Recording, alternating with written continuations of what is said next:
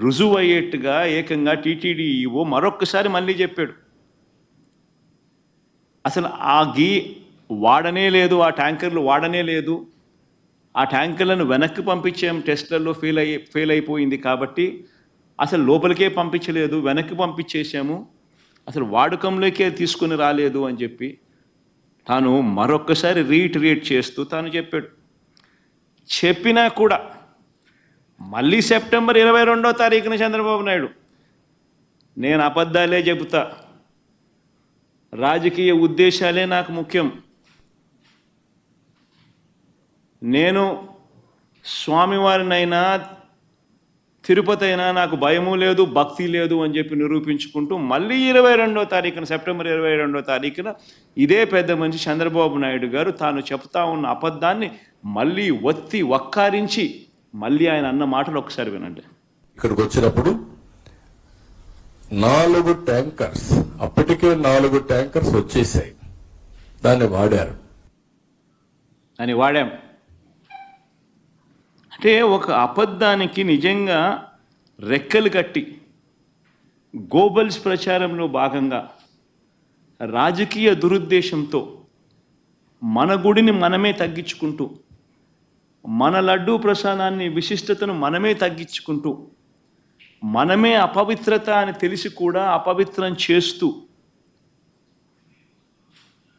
కోట్ల మంది భక్తుల మనోభావాలతో ఆడుకుంటూ ఈ పెద్ద మనిషి గోబల్స్ ప్రచారంలో భాగంగా వెనక్కి తగ్గకుండా, దేవుడంటే భయము లేకుండా, దేవుడంటే భక్తి లేకుండా ఏ రకంగా తన అడుగులు ముందుకు వేశాడు అన్న దానికి మరో నిదర్శనం ఇది. నిజంగా ఆశ్చర్యం కలిగించే విషయాలు. ఈరోజు ఇదే విషయం మీద చంద్రబాబు నాయుడు గారు తెలిసి రాజకీయ దురుద్దేశాలతో అబద్ధాలాడి తిరుమల వెంకటేశ్వర స్వామి ఆలయ ప్రతిష్టను, లడ్డూ విశిష్టతను ఏ రకంగా తాను దిగజారుస్తూ అబద్ధాలతో అపవిత్రం చేస్తూ తాను ఏ రకంగా అయితే అడుగులు ముందుకు వేశాడో వాటికి సంబంధించిన అంశాల మీద కోర్టు కూడా మొటిక్కాయలు వేయాలి, ప్రధానమంత్రి కూడా చంద్రబాబు నాయుడు గారికి మొటిక్కాయలు వేయాలి అని మేము ప్రధానమంత్రి గారికి లేఖ రాశాం, కోర్టును సైతం ఆశ్రయించాం, సుప్రీంకోర్టును సైతం. సుప్రీంకోర్టు సైతం ఈ కేసు తాము వినేటప్పుడు వాళ్ళు జడ్జులుగా వాళ్ళు చేసిన బెంచ్ మీద వాళ్ళు చేసిన అబ్జర్వేషన్స్ ఎంత చంద్రబాబు నాయుడు గారిని తప్పులు పడుతూ వాళ్ళు చేసిన అబ్జర్వేషన్స్ ఎలా ఉన్నాయో ఒక్కసారి వినండి. సుప్రీంకోర్టు స్వయంగా జడ్జిలు ఆ చైర్ మీద కూర్చొని వాళ్ళు మాట్లాడిన మాటలు, అసలు ఆ నెయ్యి వాడలేదని టీటీడీ ఈఓ స్వయంగా చెప్పారు కదా, ఇది కాదు మరి తర్వాత మాట్లాడతాం. అసలు ఆ నెయ్యి వాడలేదని టీటీడీ ఈఓ స్వయంగా చెప్పారు కదా, అలాంటప్పుడు ఆ లడ్డూ ప్రసాదంలో జంతువు కొవ్వు ఉందని ముఖ్యమంత్రి ఎలా చెబుతారు?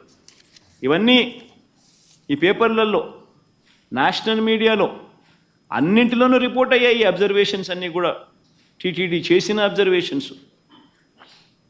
ఎకనామిక్ టైమ్స్ దగ్గర నుంచి, హిందూ దగ్గర నుంచి, బిజినెస్ స్టాండర్డ్ దగ్గర నుంచి, national TV channels, NDTV, India today దగ్గర నుంచి, times of India, times now దగ్గర నుంచి ప్రతి ఛానల్లోనూ రిపోర్ట్ అయినవి అబ్జర్వేషన్స్. అయినా ఒకసారి మళ్ళీ గుర్తు చేయడం కోసం అని చెప్పి నేను మళ్ళీ చెప్తా ఉన్నా. అసలు నెయ్యి వాడనే లేదని టీటీడీ ఈఓ స్వయంగా చెప్పారు కదా, అలాంటప్పుడు లడ్డూ ప్రసాదంలో జంతు కొవ్వు ఉందని ముఖ్యమంత్రి ఎలా చెబుతారు? ఆధారాలు లేకపోయినా రాజ్యాంగ పదవిలో ఉన్న సీఎం మీడియా ముందు అలా ఎలా మాట్లాడతారు? ఒకవైపు విచారణ జరుగుతూ ఉండగా ఆ వాక్యాలతో సిట్ దర్యాప్తు ప్రభావితం కాదా? తమ నివేదిక తప్పు కూడా కావచ్చు అని స్వయంగా ఎన్డీడీబీ రిపోర్ట్లోనే రాశారు కదా. ఎన్డీడీబీ నివేదికపై సెకండ్ ఒపీనియన్ ఎందుకు తీసుకోలేదు? అదొకటే కాదు కదా, దేశంలో ఎన్నో ల్యాబ్లు ఉన్నాయి కదా. ముఖ్యమంత్రి ప్రకటనకు పూర్తి విరుద్ధంగా ఈఓ ప్రకటన ఉంది. కల్తీ నెయ్యి విషయంలో టీటీడీ వైఖరి చాలా స్పష్టంగా ఉంది. సీఎం చేసిన ప్రకటనలకు ఎలాంటి ఆధారాలు లేవు. దర్యాప్తుకు ఆదేశించినప్పుడు పదాల గారడి ఎంత మాత్రం అవసరం లేదు.